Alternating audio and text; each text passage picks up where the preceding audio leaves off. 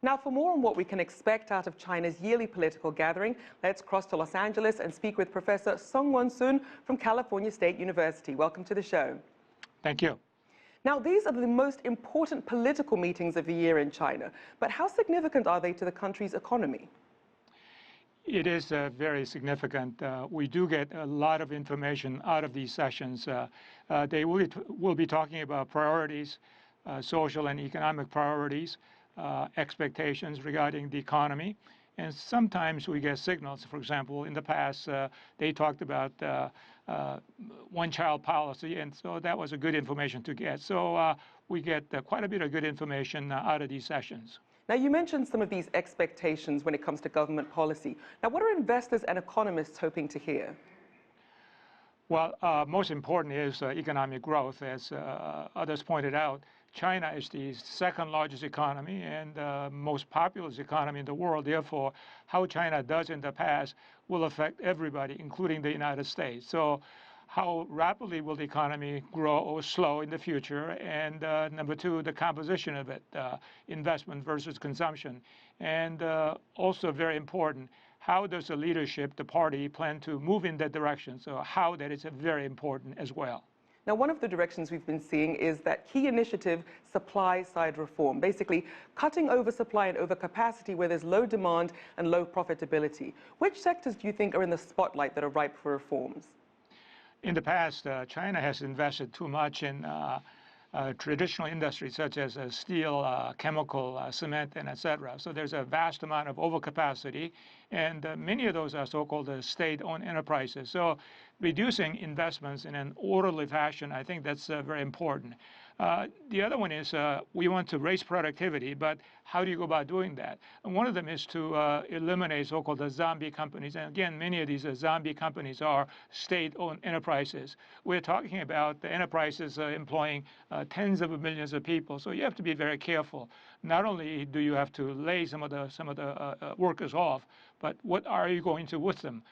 Will you find packages for their retirement, for education and training? And so it is not as simple, and then it is going to be a pretty difficult task to execute in the future. And as you mentioned, again, the bottom line is how to raise productivity, and that is really important. Now, we're also seeing, as you were saying, that shift to a more consumption and service-led economy, and that's been an ongoing theme. What sort of momentum are you seeing? I think we are making very good progress. As you know, services, for example, 10 years ago was a very small portion of the Chinese economy. Today we are talking about 50% of the consumption is coming from services, and then so that is very encouraging. When we talk about services, you know, there are many areas, including health, education, recreation, sports, and entertainment. And again, the government is essentially trying to say that Chinese people have worked very hard and they deserve a better living. And one of the ways of doing that is to consume more, especially in services in areas that I've just mentioned. Now, outside of the traditional areas, are there any new growth areas that you think China could be targeting? Clearly, IT, I think, is one of the areas that the government has targeted. I mean, IT is a broad area, but for example, aerospace and drone.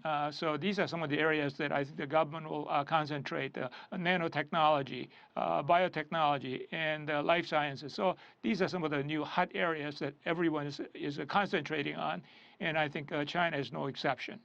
And lastly, as we look ahead, Moody's said that it's downgraded China's growth outlook, saying that more reforms were needed and at a faster pace. But China's central bank said the reforms are actually on track and can handle the pressures. What's your view on the outlook for China's growth? I think the leadership has stated that it will be around 6.5% going forward. I think it might be slightly lower than that, but something around 6%. But you know, the Chinese economy is so big, the second largest economy in the world. You can't turn the economy around on a dime.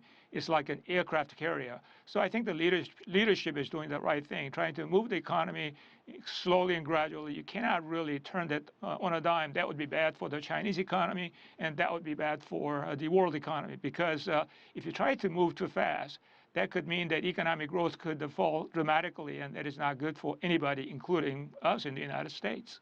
And as you mentioned, that move to slower, more sustainable growth for China. China's also submitted its 13th five-year plan, which basically guides the country's development through 2020. So with that shift, how do you see that impacting the economic plan? That, I think, is the blueprint that we will see in greater detail once the Congress adjourns. And again, the important thing is not only, well, I guess you can, divide them into really two categories. In the short term, how are we going to support economic growth, monetary policy, and fiscal stimulus, such as infrastructure spending? I think that's one.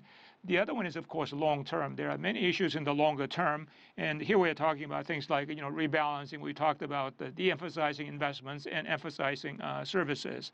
How about the debt, SOEs? And zombie companies. What are we going to do with the laid-off workers? And then so how do we go about creating some new jobs? And so these are some of the key expectations we want to get out of the blueprints that we will get from the National People's Congress.